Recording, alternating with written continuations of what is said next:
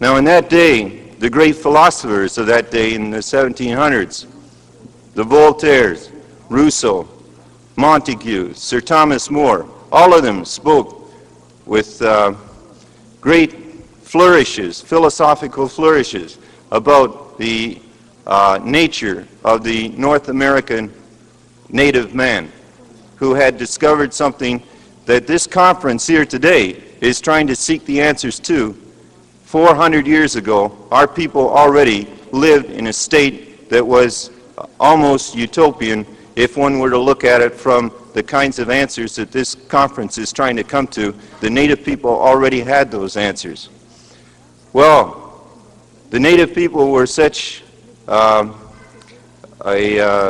attractive race of people that there were those amongst the white society who decided to come and live with the native people. And the native people gave them their home. They adopted them into their societies, into their lifestyle. And children were born of this union between the Western Europeans and the natives.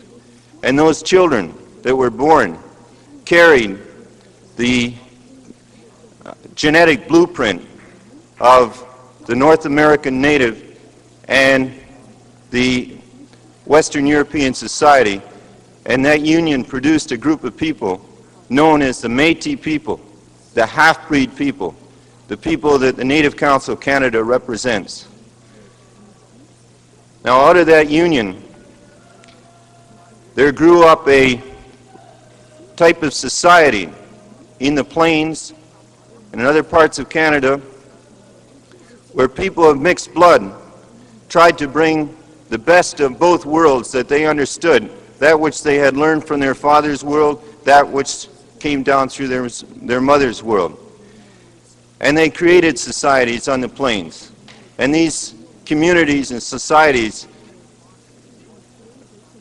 responded to the North American continent in the native fashion. In other words, the Indian people of North America had a covenant with the land and still have a covenant with the land. And that covenant says that I won't try and change you for my purposes. You are my land. I'm going to change myself to suit the purposes of you, my mother, the earth. That is the nature of the covenant between the native and the land. And that covenant was passed on to the mixed people, to the Métis people. And because we had that kind of a covenant with the land, we didn't want to own the land. We didn't want a deed on the land. We were satisfied that we could get the abundance of a benevolent nature, and we could be a free and happy people in North America, living side by side with our Indian tribal brothers and also with the white society. But 100 years ago, in 1885, all that changed because the Canadian government, because some of our people had decided that we were going to create a world of our own in the West, a state of our own, a place where we could exercise sovereignty and self-determination over our lives, where we could introduce those good things from the Western European world and mix it with the native world.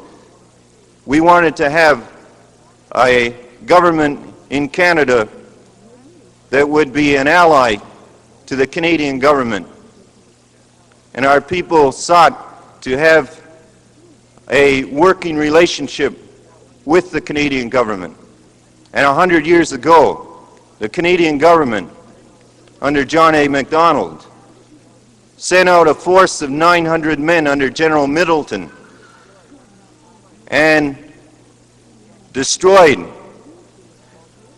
this young new nation that was about to be born on the Western Plains. Destroyed our people, destroyed it because we wanted to exercise some sovereignty over our own lives. And many of the white people remember the Battle of Culloden, when the clans gathered And the British did exactly the same thing to them and scattered the Scottish clans. Well, they scattered the Métis clans, they scattered the Métis people 100 years ago. And they took our leader, Louis Riel, and they hung him as a traitor because he helped in a war of resistance, because he wanted to see born on this continent a nation that had the best possible attributes of all the known political processes that were extant in that day.